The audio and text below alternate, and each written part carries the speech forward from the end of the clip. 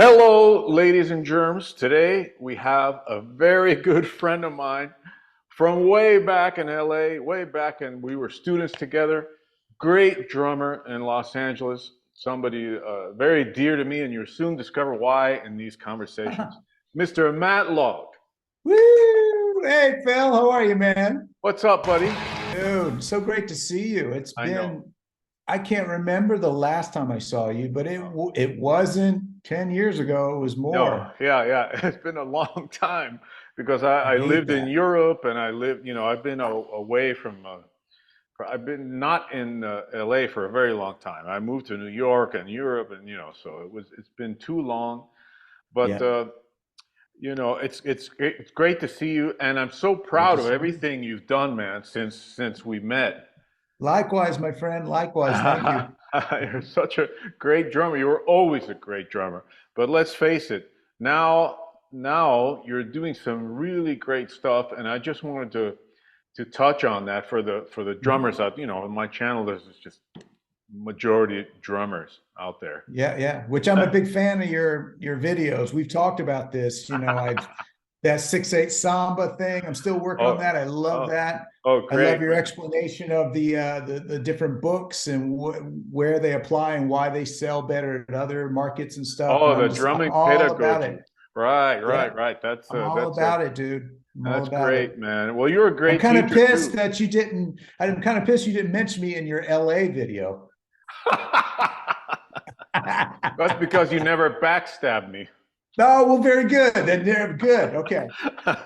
LA, for those of you who don't know, LA is, it's a place where here's the difference between like New York and LA that I found anyway, and most people say. LA, like people will smile to your face and say, "Hey man, great to blah blah blah," blah, and then stab you in the back when you're not around. Instead, in New York, people tell you right away to your face what they think of you, where they like Right. you or they don't like you. It's a whole other kind of vibe, and that's I was always more of I never fit in LA. I felt like I never fit there Hmm. for That's whatever too bad reason. because I enjoyed hanging with you I know. when we did hang, man. Yeah, we had some great moments. And for those of you who want to know a little bit about the backstory about me and Matt, well, we were in LA together, and there was one time where I was so broke. I had no gigs. I was like, oh my God, I was so broke, and I was depressed. And I went over to Matt's house, to hang out. And Matt, Mhm. Matt, why don't you tell the rest of the story? Yeah, dude. I can't remember why you were at the house, but I know you came over, we're hanging out, and you rode your bike over there. That killer, was it a Harley? Is It that what was, you yeah, had? yeah. Yeah, cool bike. And you looked the part, man. You had the leather jacket on. You were acting as well back then. You looked amazing, and you came riding up, and we were just hanging out. I don't know. I can't remember. This is 20 plus years Oh my ago. God, yeah. Ooh. And then you were leaving. You're like, hey man, I gotta take off, man. And then I was walking you out the door, and you were literally on my front doorstep saying goodbye. And you mentioned that you were starving and you had no food or no money. And I went, dude, I can make you a bologna sandwich because that's all I had.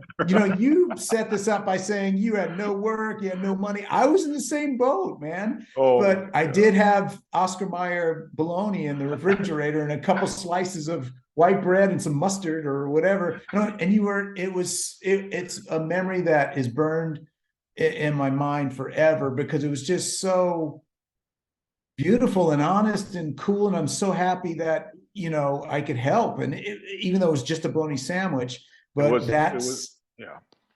yeah. And you were like, yeah, man, that would be great. I said, come back in, come on, I'll make you a sandwich.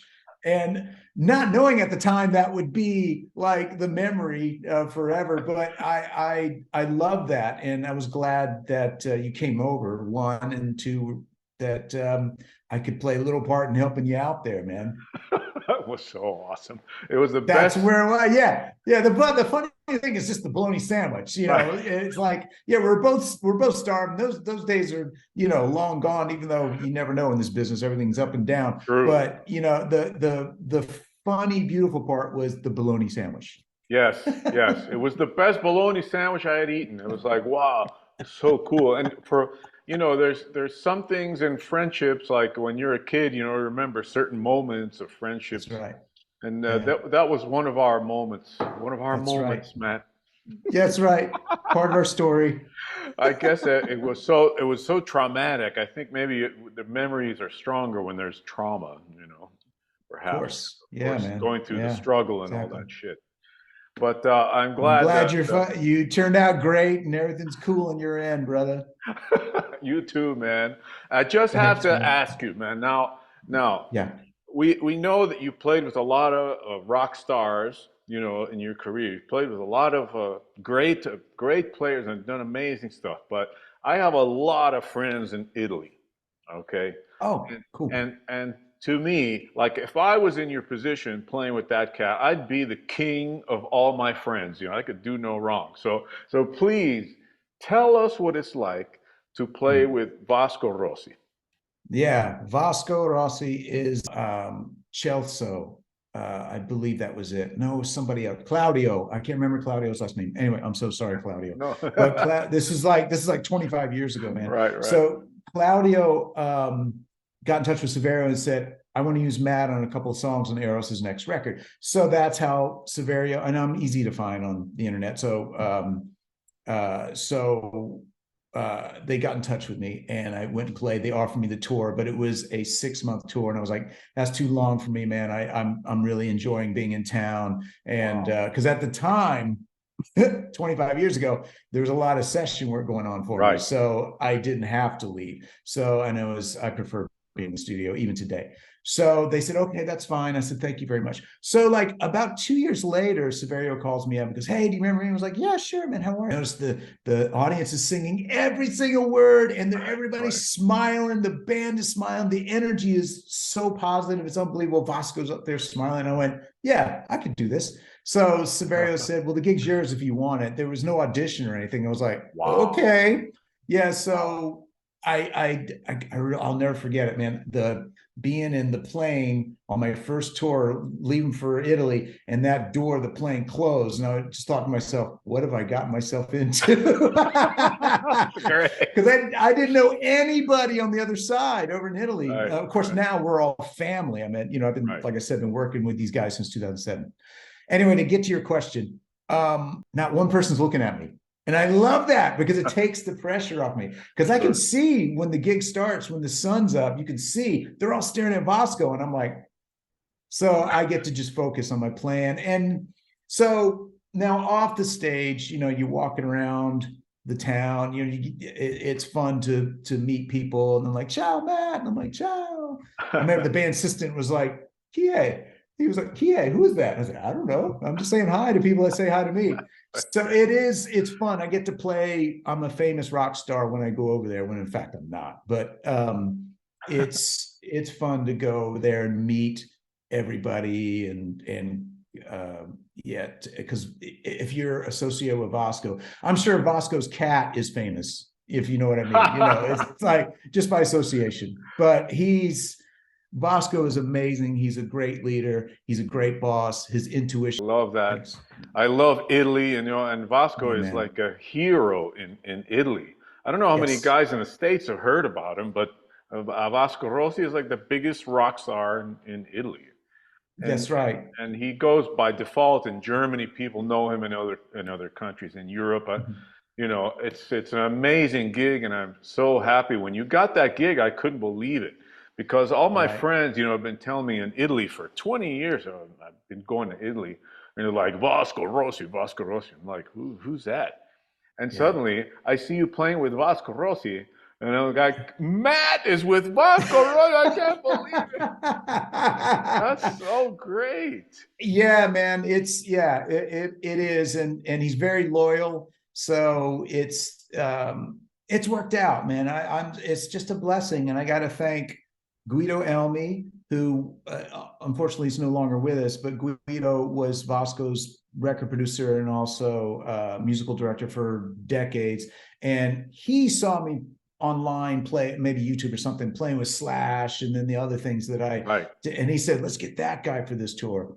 And Wow. so Guido reached out to Severio. So I got to thank Guido, Severio, and Bosco and the whole camp over there. It's Right. just, you know, I can't believe every tour I I don't expect to be hired again, but you know, you just don't know in this business, you know. Yeah, And yeah, true. so I'm always grateful, you know, when I get the email like, hey, ready for the next tour. I'm like, thank you, God, you know. Right, that's great. Man, let me ask you something. Now, Yeah. we both had pretty humble beginnings back in the day. What was the key element, in your opinion, that got you from that level of, so because you're already a good player, but what got you to cross over into getting gigs and becoming known and becoming a working musician? It was a slow grind, man. I've been in LA for 36 years now. You know, when I first met you, I was 18 years old going to Right, PIT. right. And that was a great springboard because I got my very first professional tour with this teen idol named Tommy Page, who was great, man. He was such a nice guy. And we opened up for New Kids on the Block, which we were doing Wow. football stadiums in 1990. That was my first tour, man. It Oh was my like, God. I'm on a tour bus. I've always wanted to do this. And I'm playing for like, okay, the stadiums were full because we were the opening act, and the, you know, New Kids, of course, when they got on, the place was packed. But still, I was playing the, you know, like RFK Stadium, Giant Stadium, Cincinnati Red Stadium, which all those stadiums are gone now. Yeah, well, But anyway, so that was a springboard of going to MI and making friends there. And gosh, man, the friends that I made at MI are my friends to this day, yeah, and they've helped me get jobs and gigs, whether it be playing at the beach here locally, which I did for like 5 years. I still do it every once in a while, but not as much. But that was my income right. for like 4 nights a week, making $100 a night and lugging those drums, you know, every night. But anyway, so but really, what I did, my playing didn't really change that much from when before I started kind of getting noticed, and then after it, you just, the key to working and getting known is just being associated with something that's successful. And it takes a slow grind to, and luck. You know, you got to be prepared, you got to be fortunate to get the call, and you got to be at the right place at the right time. It all is true.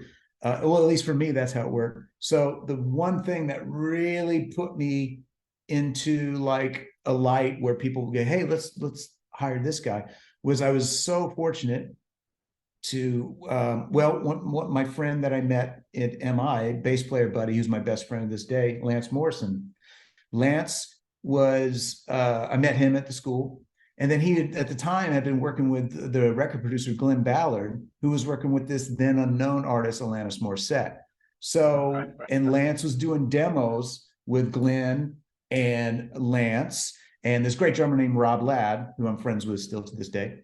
Um, but Rob had to move to New York. I think he got the Cats gig, the Broadway Oh show, the yeah, Cats yeah, gig. yeah. I believe that's true. I'm not sure. But so Glenn, the record producer, said, well, it's time to do the record now. Do you know any drummers that can play to a lute? And he goes, yeah, my buddy Matt. So Glenn called me up and goes, listen, I'll send you the material. We'll only try for one day. I'll pay you single scale. If it works out, we'll book more dates, and but we're going to try this out. And I was like, sure. So he sent me the tape by messenger, no, you know, Right, right, no whatever internet to right, download the files on Hightail or whatever. right. But so I got it and I made out my charts and I showed up and did the session. And Alanis wasn't there for the first day, but Glenn said, this is going to work out. What are you doing tomorrow? I said, great, let's do it. So she showed up the next day, and I can't remember how many days we did, maybe 2 or 3. And I got to play him 5 songs. And the one song I was lucky enough to play on was that huge hit, You Ought to Know. And that's just, I'll talk about that later, but that, so that we all know what happened to that record. And thank God my name was in the credits along with Awesome. Rob Ladd. That's And killer. couple of my other buddies that played on the record. And so that was, to answer your question 2 years ago that you asked me, in this interview, seems like a long time. I'm getting to it. So that was the thing that put me in people's line of vision of like, hey, who's this guy? Let's get him to work with us. And so from that moment, 1995, it didn't happen right away. Like around 96, 97, I started to get calls. The record came out in 95, and like a year or two later, that's when the phone started to ring. Wow. So So it took about a year from when the record came out to you started getting a lot more work. that's Wow. right. Crazy. Our buddy and guy we look up to, Ralph Humphrey. Right. Ralph was a teacher over at PIT Yeah. that me and Phil studied with. I came back to the school to teach a little bit, and he's like, Matt, so your phone must be ringing off the hook. And I went, no, not really. And he goes, what does it take to get work in this town? Right. I know, You know? right? So then eventually it did start to ring.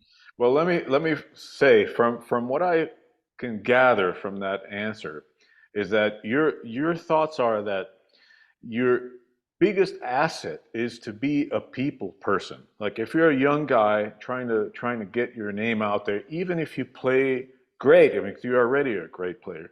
The difference is you can get along on a social level. You can have friends and have your network really in a place where it's beneficial, where you have the right people around you. And is that true, you think? That is very true. It's all about relationships, man. I mean, you touched on it. You could be a great player, but I will add, if you're not somebody that gets along with people or they don't like being in the same room with you, I don't care how great you are, you're not going to get the call. The Right. guy who's going to get the call, the girl who's going to get the call is the person who is a joy to be around and is an easy hang, comfortable, and it gets the job done. Right. So No, that's yeah, something. I tried. What's that? No, I'm sorry. Go ahead. No, that's something that I talk about quite a bit with my students, and even the ones Mhm. on the site. You know, Mhm. that developing, because as drummers we have a tendency to be so isolated as children. You know, especially if you started as a child. You know, your whole infancy was spent in a room by yourself. You know, practicing or whatever. Well, the other kids were out playing soccer, baseball. You're like in a room, Yeah. you know, Yeah. becoming an ultra nerd, you know. So developing like a personality and Yes. a sense of social skill is so important because Yeah. I see Very that important. you know, I see that the many great players out there, but they almost like they almost have like a disconnect from reality sometimes, you know. Yes. Yeah, they're socially inept, but Socially they're inept, that's the word. geniuses. Yeah, yeah. Yeah. So But that's they're amazing. right, right, right. I mean that socially inept is the right word, and it's something that Mhm. we have to combat. Something that I had to combat a lot, you know. Mhm. So Mhm. it's great to hear your story because it confirms for me that your Yes. ability as to be like a human being, a good human being, pays off as much as your drumming skills. You know, so that's very, very Yeah, without a important. doubt.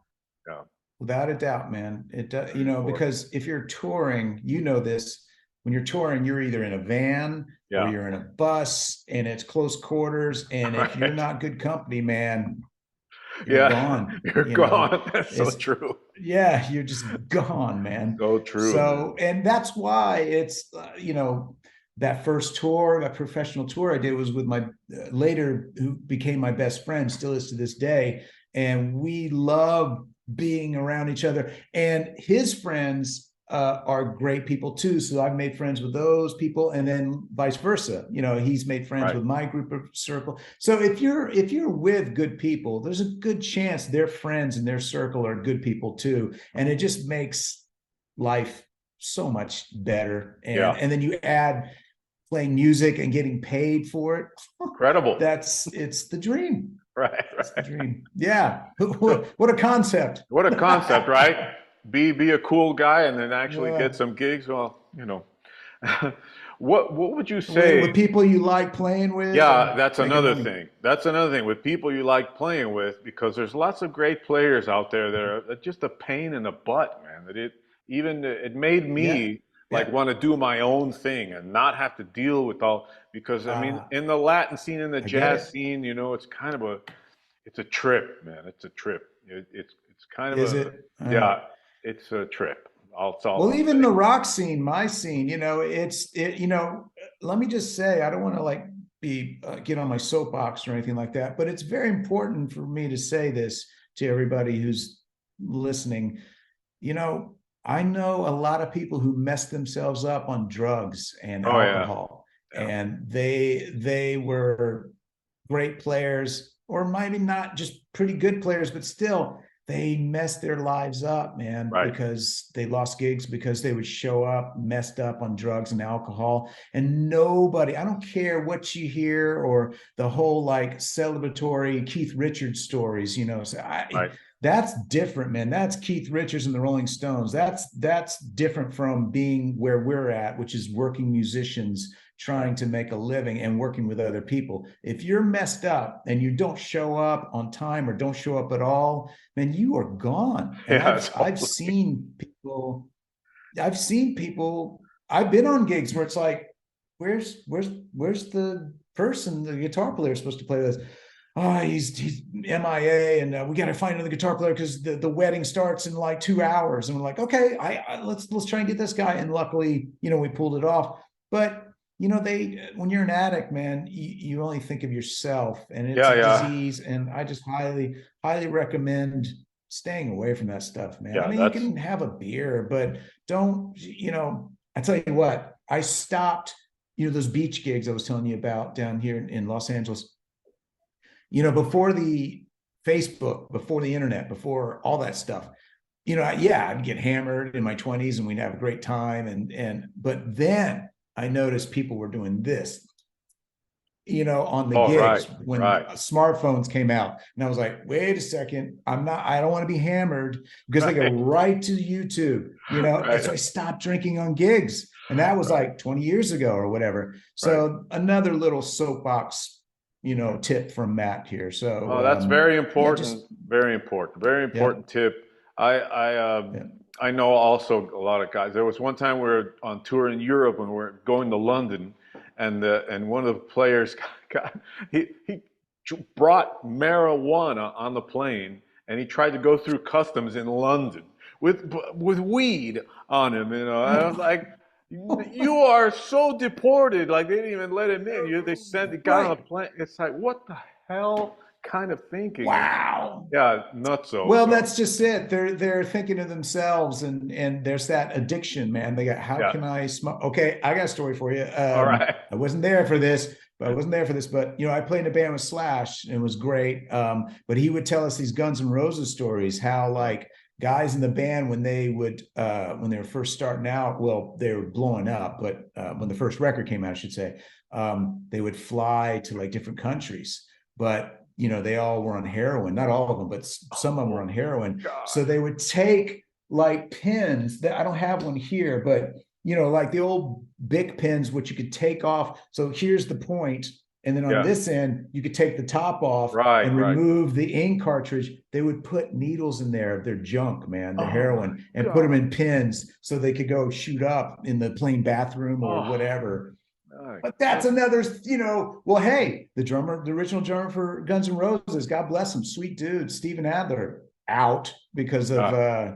I mean, how many drugs do you have to do to be kicked out of Guns N' Roses? That's a great point. That's a great point. Oh my But God.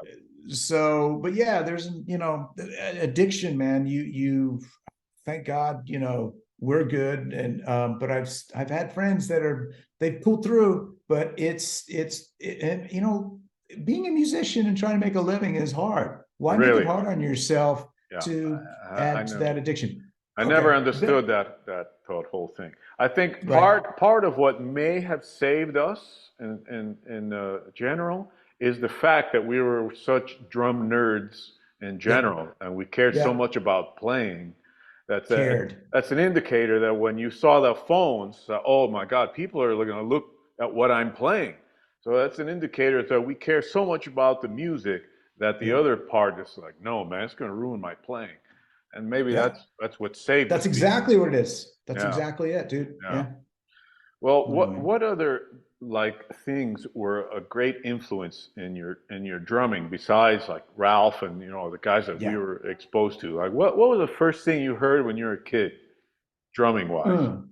When I was a kid, it was probably the Beatles. I'm blessed to have older brothers and sisters, and one of my brothers, Mark, older brother, he was a huge, still is a huge music fan, huge Beatles fan, Kiss fan, Queen fan, and then my other brother Tommy was a fan of these guys and that guy, and so I was in a very uh, cool household to grow up listening to music. Yeah, I that would sit and makes a big difference. Yeah. sure does. Yeah. Yeah. So my brother Mark, he told my mom, he goes, go get Matt the Beatles record Magical Mystery Tour. And that, aside from the Batman theme song, that was my first record I ever owned. My mom gave me That's Magical awesome. Mystery Tour. And so I just listened to it and I loved it. And my older brother played drums for a little bit. I was too young to remember, but he only played for like 2 months. But I remember seeing a picture in the family album going, oh, dude, there's just drums. And I remember begging my parents, please, God, please buy me a drum kit. No, Mark quit after 2 months. I swear I won't quit. So they did. And so anyway, the Beatles.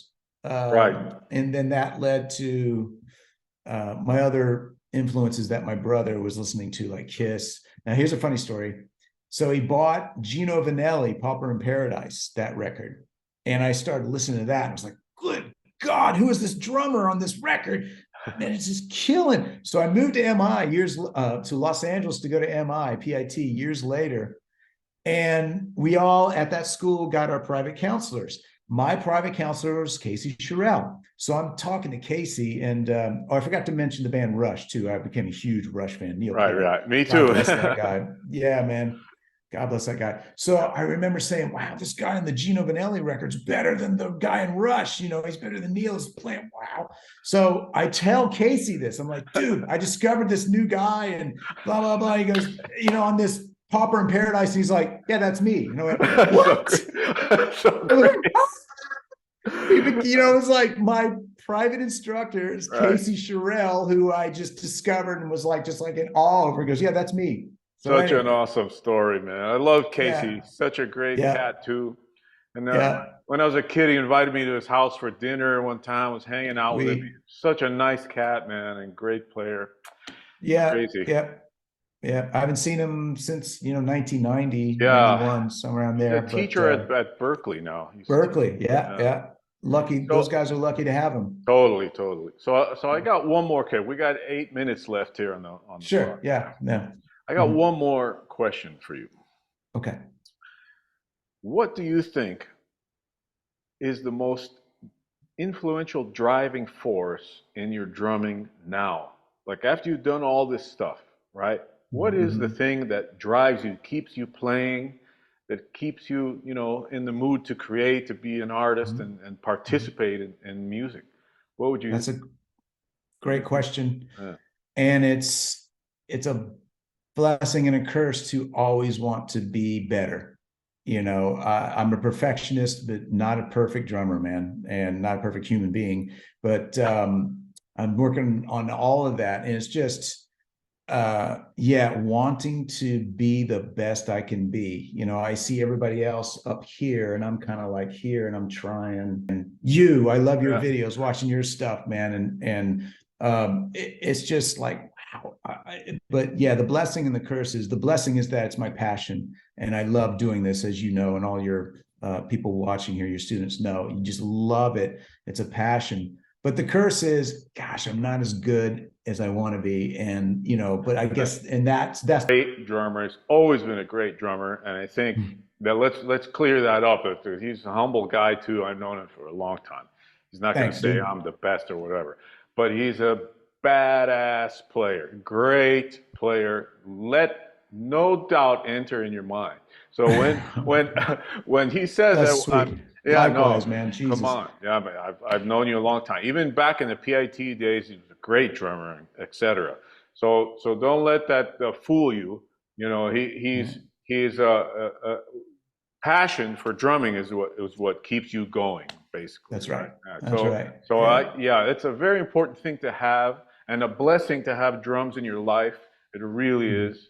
And Yep. you know, It sometimes is. I feel sorry for people who don't have drums in their life, you know, that don't You have know, a I talk to people all the time that, in clubs, I play clubs, and on a break, they're like, man, you're so lucky you get to play music for a right, living and blah, blah, right, blah. But they might be doctors or lawyers, very right, successful, but they look up to, and I'm like, are you kidding me, man? right. You're crushing it. And not too many people, it's a small group of people around the world that can do that in comparison to, people of other trades, Yeah, you know? this trade is a very particular thing. I think it's the universal kind of dream to be Yeah. a musician, to be something that is in close contact with the arts and that allows you to Yeah. communicate with your, let's say, your soul and to speak with your soul and all that kind of stuff. So it's a And you don't have to be a professional to enjoy playing that's true. music and That's playing true. drums. You can be the doctor, the lawyer, or the banker, or the guy working at Target or something. But on the weekends, you got your friends that you grew up with or just met that let's do a band, and you get together in somebody's garage or in a rental, rehearsal space.